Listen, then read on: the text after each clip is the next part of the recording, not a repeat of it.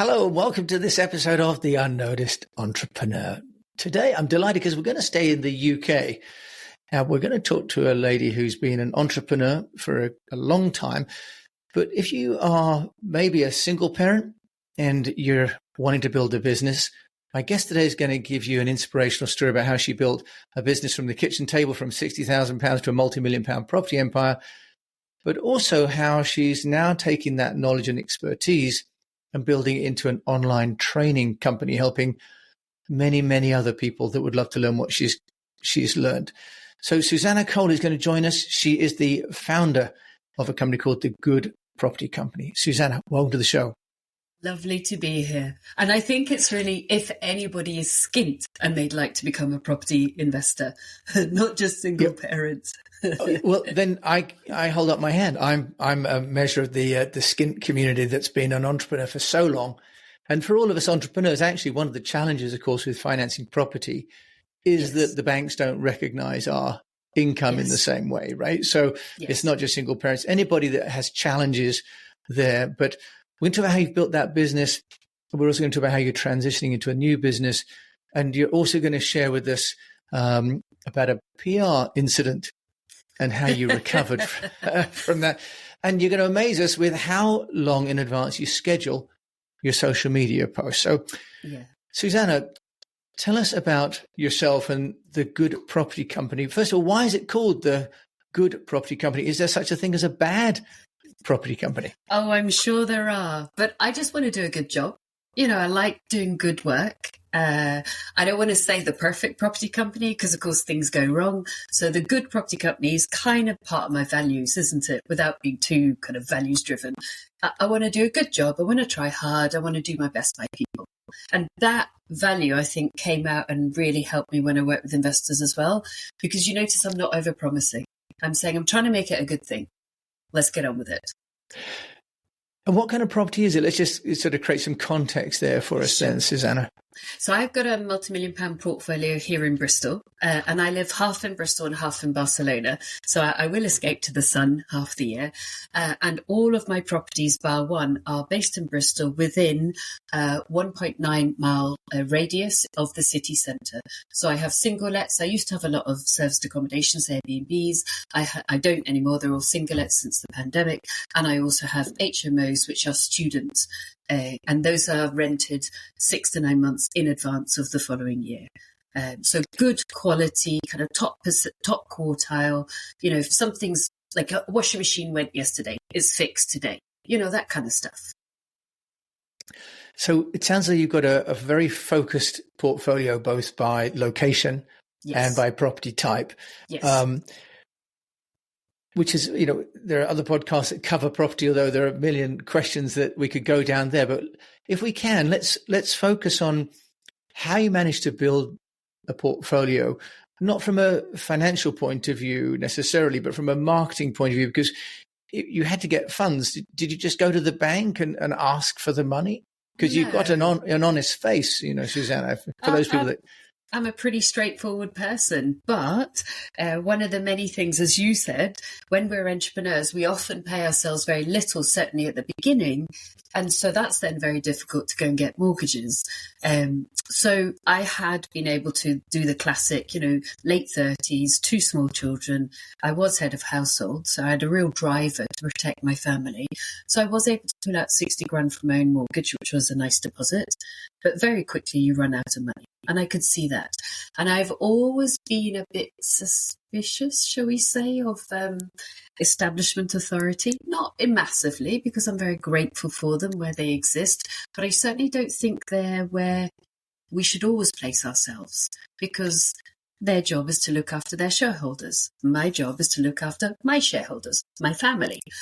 So by working with private investors, I was able to produce much more flexible funding. For example, I had different ways of working with people. Say you and I, Jim, okay, let's say you're one of my big investors. Jim, let's go and buy and sell that house. Great. You buy it, you fund the renovation, I put in the sweat equity, you do no work at all, you just enjoy yourself like billy goats, and then we split the profit 50-50. Or another structure might be, Jim, could you lend me the money?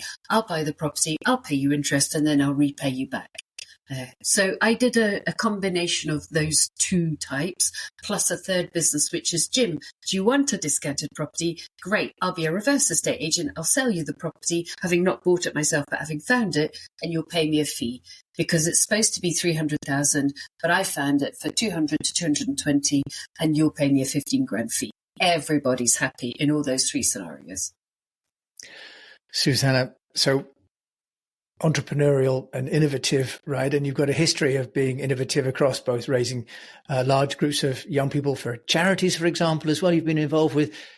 But tell us, if you go to the investment community, Yes. angels, as we might call them, or private investors, how do you overcome the credibility issue? And from a marketing and communications point of view, you need a reputation. People have got to trust you. Yes. How do you do that side of the communications?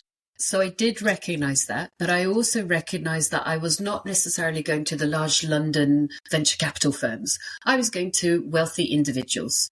And I was going to semi-wealthy individuals. So the fundraising triangle, the super wealthy individuals at the top, you get a small number. They'll have hundreds of thousands of pounds or millions actually, to invest. The middle people, and then the lower tier. So there's loads of people with like 50 grand, quite a few people with 100 to 200-300, and then a smaller number with like 5 million and above. So I recognise, number one, I'm talking to individuals, not companies, even if they're lending in a company. And so it's a one-to-one approach. But in the ether, in the background, they need to check me out. So quite quickly, I started a YouTube channel. Now, I am an extrovert, but I'm an introverted extrovert. So it wasn't always comfortable, but I thought from the beginning, point and shoot, iPhone, as I'm, noodling along the pavement, doing these deals, because I was very busy. Let's just document the deals I'm doing. Let's just document property tips. Let's put out a trail of breadcrumbs to show that I'm hungry, I'm effective, and I'm learning or know my stuff. Because I started this YouTube channel, quite a few years ago. We've had just about 2 million views as we're recording. That's amazing. So you were just doing iPhone? Yeah. And creating tips and I guess evidence that you were where you said you were going to be? Yeah. How did you get people to follow the channel? Because it's not easy. We can create content, but that doesn't mean people will come and watch it. Yes. I did write things up quite carefully. I don't mean carefully in a kind of manipulative way, just straightforward. I didn't just yam out a video. I would do the title, write up what was happening, and then link it back to my website. Or, so it's always come back to my website. And then I would share every single video on all the social medias. And so that was one way of doing it. And a second one was old school marketing, which was being a speaker for property events. So traveling, getting a bit nervous, standing in front of people, telling them your story, telling them the skills and tips on what you do. And there'll always be a few investors in the room that you follow up with afterwards. And you simply follow up with every single person. But basically, how did I get people to trust me? I hope that, I aim to do good work and I aim to be an honest person. So I think that just comes through, couple that with actually doing the work, you will find enough people that want to work with you as long as you follow them up. Susanna, you mentioned about your shareholders being your children. Yes. When you went out and pitched, sometimes, advisors talk about use your origin story, and, did you leverage your family situation as part of the story, or did you think investors would not be interested in that? They'd be interested in the outcome rather than, if you like, your motivation? I felt that my family story was largely not anybody's business. And also I felt it was a little bit my family privacy. But when I went to these events, other people stood up and pitched. No one else had a beautifully designed brochure. Nobody. Other people would stand up and pitch, and no one else had the legal documentation prepared in advance. I did. So I'm 5'2". I was terrified. I'd be super nervous. But the minute I stood up, I don't know if you've seen the Amy Cuddy talk about body language, the Superman or Superwoman pose. So I would stand up with this brochure waving in the air above me with my feet planted on the ground. It was one way to stop me being nervous, but it was another way. It was basically I was becoming a human flag, if you think with the brochure being the flag. And I would say, my name is Susanna Cole. I do deals with my funds and other investors' funds. Typical example, give a typical example, and then say, call to action, come and see me. I'll be in that corner. And I think, as you say, it was scary. But as you say, two things. One is that having a prop can really help to overcome anxiety in public speaking, having something that people focus on rather than you. And the other, as you're referencing, is how body language, including smiling, affects actually how we feel about ourselves. Yeah. Not only how people view us, but how we project our voices can be determined by our stature and our standing, as well as our clothing and so on. So really interesting that you took that advice on. And you are right. I also always dressed professionally, and I always had pockets, because ladies, we don't always have pockets in our clothes for business cards.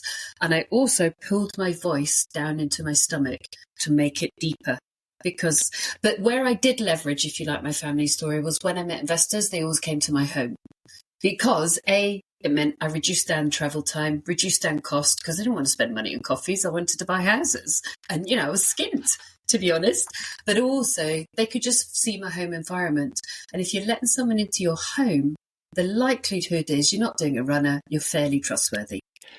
And presumably that's also a benefit of focusing your portfolio on a proximity within Bristol, as opposed to if you were dotting around the country, investors would not necessarily travel that distance. Yes. So that's a benefit or a byproduct of your location-based strategy as well, isn't it? Yes and no. So interestingly, people that lent me money directly were anywhere, including Bristol. People that wanted to buy deals from me as a deal packager generally were not Bristol. And I think it's because they just felt, well, hang on, I could get it myself. And the reality, and I mean this with complete kindness, was they usually didn't. A year later, I would have done 50 deals and they wouldn't have done any, but you couldn't really point that out. That was always rude. And you felt like not shaking them, but you felt like saying, come on, just do a deal and you'll get a house. This will be great for you. But, you just got to let people be people. Yeah, and when they're ready to buy, they will. Now, Susanna, you bought and sold and retained your own significant portfolio. Yes. Half Bristol and half Barcelona. Sounds like a fantastic setup you've got there. But you've also been transitioning to help people understand how to build what you've built in terms of a business. Can we just talk about what you're doing now in terms of knowledge sharing? Because part of what I've been seeing is how people in our age group, people in our 50s and 60s, sorry, I'm including myself in that. I know you're much younger than me. No, I'm 53. No, sorry. Right. 2 weeks' time, I'm 53. Yes. Okay, sorry. I'm sorry. I'm older than you. But our generation starting to learn to share what we know and be paid for what we know rather than being paid for what we do. There's, I think, a whole opportunity as an entrepreneur to share that. And you're doing that now. So I'd love to hear from you. What information are you sharing? How? And what's the difference in marketing strategy from, if you like, a product service business to a knowledge online business?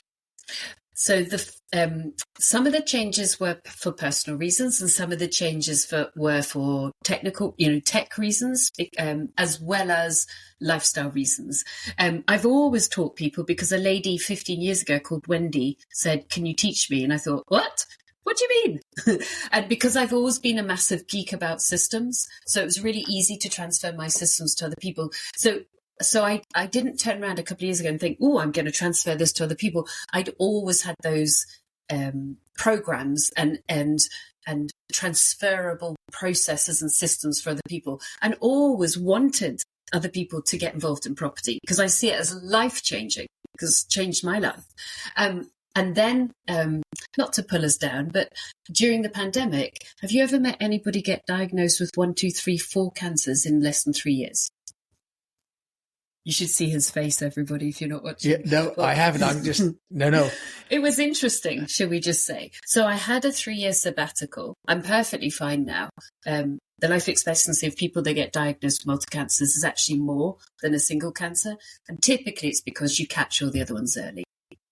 Wow, so Susanna, yeah, thanks for sharing that. No, I had a tumor in my jaw, which amyoblastoma, which is not pleasant either, and also has 5% of people perish actually from this is quite unknown as an illness. So, I 4 cancers at once. I don't know. You just took me back for a moment to finding out in Beijing that I might need to lose part of my jaw. But this is about you. So let's hear how. So, well, these you things, had this moment.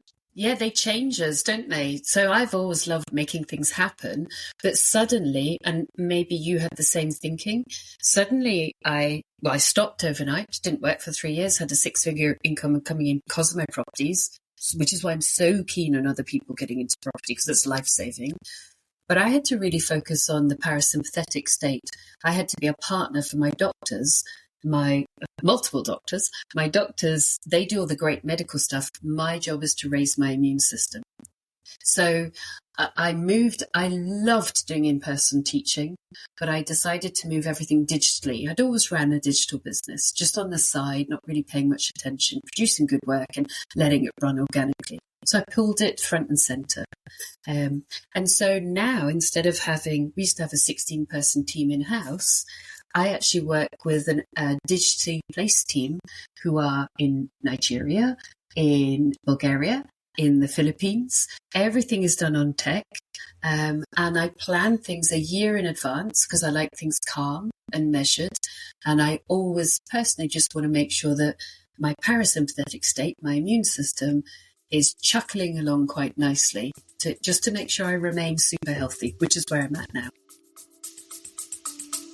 We'll be back after a quick break. AI is changing the game of business. Will you be on the winning team? I'm Jordan Wilson, the host of the Everyday AI podcast and your coach to help you learn the X's and O's of AI. Artificial intelligence isn't just a new player in the game, it's a new sport altogether. So if you don't quickly put AI into play, your competitors will run up the score. I've spent my whole life building winning teams, from coaching basketball to working with big players like Nike and Jordan Brand. My next move? Helping you win with Everyday AI. Listen wherever you get your podcasts or on everydayaipodcast.com. Let's tap into AI together and put points on the board. Susanna, that's wonderful. So we've gone into a bit of the backstory there, which is part of the motivation for going online. But in there, you've also mentioned about the processes and that you've got processes, and that's essential for transference to other people, isn't it? That it's a system that you've got. From a marketing point of view, how have you got people to come to the online course? Because presumably, they can't come to your home anymore. They'll find you in Barcelona anyway, wouldn't they? When they all drop around to Bristol. So how are you doing the marketing to get people to your online course? And what's the URL for that? Is it just share the URL for that? It's thegoodpropertycompany.co.uk. And my 2 main courses are my Flipping Academy and my Deal Sourcing Academy. So how do you flip and make a good cracking 100 grand, or how do you deal source and bring cash in very quickly? Both are great points to get into property. So some of the stuff is classic, which I'm sure you recognize. I've got 8 free checklists. I've got an amazing 102-page pack for free for people. I have YouTube videos shot a year in advance. I have reels shot a year in advance and scheduled a year in advance. I take abstracts from all of my, my 101 lessons pack. It's got 102 pages, so I've got 101 lessons. So every 3 days, a new lesson goes out with an invite. So the classic of they join the database. I send out helpful emails, typically featuring YouTube videos and tips and hints twice a week, which are very much about give. And then I have evergreen webinars and occasionally live webinars, and also a sales team who communicate directly with people. And then I have a customer support team who really support my students, do the onboarding, make sure that they're really looked after once they're in. I want to go above and beyond what they expect. Well, Susanna Cole, it sounds as though you absolutely do, and taking yet another business and excelling in it as well. You sound like the model entrepreneur. In a calm way, So shoot videos a year in advance. Right now, we're chatting in January. My customer service, my admin team are scheduling, lucky them, a year's worth of posts that I've written in advance. So everything is calm. And one of your thoughts was, how do we then measure what I'm going to post about? Well, I think the way I do it is I divide it into themes. So we've got value. So are we adding value to the people that follow me on social media? That could be with my posts about the 101 lessons. That could be with my reels about tips about different deals, or tips about how to raise finance or how to flip. That could be the value, or sometimes motivation, motivating posts, you can do this. And then the second triangle is credibility.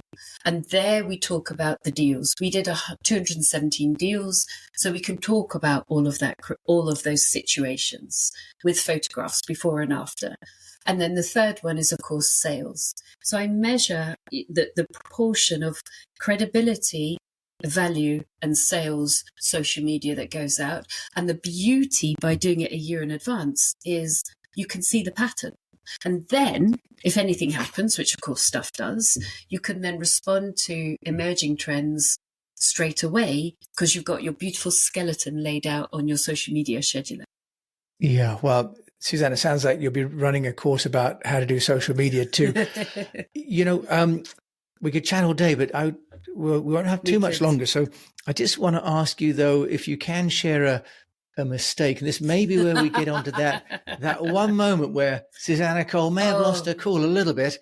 I totally lost my cool. I was so annoyed. So I'm generally quite measured, okay? And I generally like to see the best in people.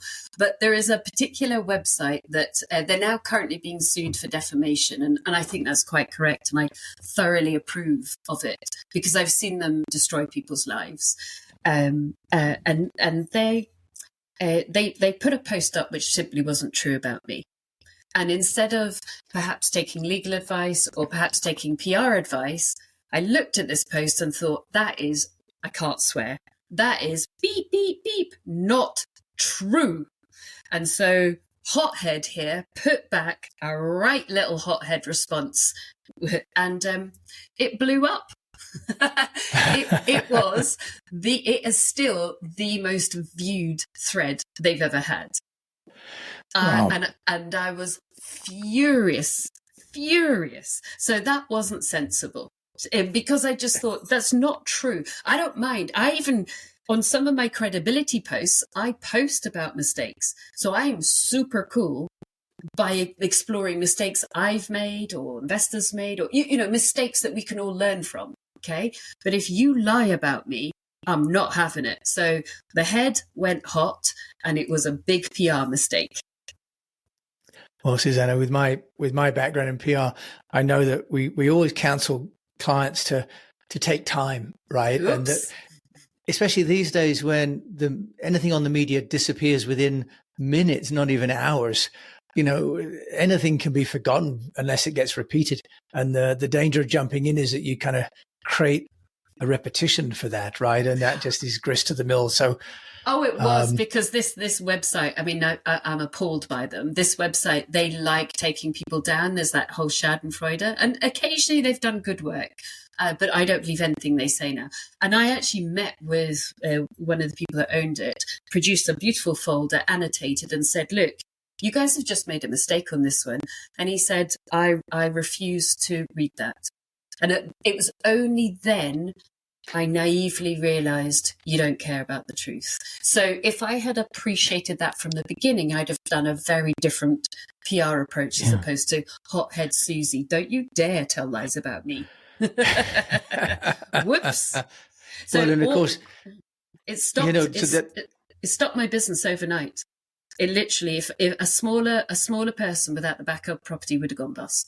Wow. It took 6 months for any investor to work with me. My main deal sourcer had a breakdown. It was tough. It wasn't just a laugh. Yeah, no. And we laugh about it now, but I work with a client in China that had an issue on social media, and the strategy there was to create more positive content and literally to drown out Yes. the negative. So create multitude of credibility pieces Yes. to overwhelm and rebuild your reputation that way. But Susanna Cole, let me just also then ask you, if I can, because you've got so many great triumphs. Amazing, you've only got one PR moment in all of that. So there's only one PR moment, and that one was untrue. But there's loads of property mistakes. Yes. Yeah, we've I think, as we know, as entrepreneurs, because we take risks and we're always learning, we're going to still make those. But if you've got a tip, yes, for me and my fellow unnoticed entrepreneur around getting noticed, because you've had a long career across multiple industries and multiple business types, what would you say to us? It's consistency. It's a slightly unsexy tip, so I do apologize for anybody that wants an overnight transformation, but it's consistency. So at the moment, for example, I'm really interested in a chap that's a really interesting author called Daniel Priestley. Now, I have followed him back on every single podcast he's been on. I'm back in 2017 now. And so I've been able to see that he's consistently gone on podcasts once a week, once every 2 weeks for, 7 years now. And as a result, with multiple other pieces of marketing strategy, he's been incredibly successful, and good on him. So it's that consistency, I think, don't just put one piece out. Somebody that wants to work with me, if they're a late adopter, they're going to be looking 11 hours of content before they'll even engage with me, maybe. Yeah, I think, and that consistency for all of us is the hardest. What I love about your framework is that you've created some dimensions for the content, because otherwise people really struggle with, what do I write about now? But by having that, if you like, really content strategy that you've laid out, consistency is about implementation rather than about creativity, because we're not always feeling creative, but we can actually outsource implementation to third parties to help us if we can come up with the ideation, but other people can do the implementation and the distribution, which can really help. Yeah, I don't do any of my own implementation or distribution at all. And also I revisit content, because those deals aren't going to change. So they go out once a year. Why would they not? Yeah, wonderful. Yeah, and people forget as well that they've even seen it's a new audience. So I'm going to ask you, because, you've got time by the beach, by the pool in Barcelona, or looking at some lovely Dali exhibits, no doubt, plus sunny Bristol. I won't ask you which you prefer, but can you give us a podcast or a book, Susanna Cole, that you'd recommend? So let me refer back to Daniel Priestley again. He's written 6 books. One of them is super useful, Key Person of Influence. And again, it allows you to understand the kind of framework of, if you're looking to do business, then it might be sensible to have a personal brand. Even though I'm actually an introverted extrovert, I'd much rather my brand was my business. But no one's going to click on that. So I find him very interesting in his thinking, and I tend to find him ahead of the curve. So Daniel Priestley, Key Person of Influence, or any of his other books, really good. Wonderful. If people want to find out more about you, Susanna Cole, whilst you're still in the UK, where can they find you? Oh, they can chat to me in Barcelona. This year I am 3 months in Barcelona, 3 months in Brooklyn, 3 months in Barcelona, and 3 months in Bristol. So that will be me this year, but I'll still be doing my stuff. I would love them to get in touch. They can go into the website, obviously, thegoodpropertycompany.co.uk. But if you want to get in touch, please drop me a message at Instagram, Susanna Cole UK. Great. And that's Susanna, SUSANNAH. Yes, that's Cole, me. COLE. Yeah. For those people UK. that are looking again. Yeah, that would be Susanna lovely. Cole, I think we could have chatted much longer. I didn't hear the invitation to Barcelona or Brooklyn in that last, so I'm assuming that you've got better plans. It's in the post. I think they're on the strike. Susanna, thanks for joining me on The Unknown Entrepreneur today. Thank you. It's been an absolute pleasure, and good luck, everybody. Yeah, well, thank you to Susanna for sharing, and she has an amazing history. Do recommend that you get in touch with her. And I think what I really will take away from Susanna is one of the things is about the need for process, whether it's in the property company or the learning company or in the social media outreach. It's the consistency in the process as an entrepreneur. I've been guilty of often thinking of new things and not fully implementing what I've already built. So a really salient message for all of us. And if you've enjoyed this, do please share it with a fellow unnoticed entrepreneur and rate it and review it on your player. And until we meet again, you've been listening to me, Jim James, and Susanna Cole in Bristol. Thank you for joining us on this Unnoticed Entrepreneur. And until we meet again, I encourage you to keep on communicating.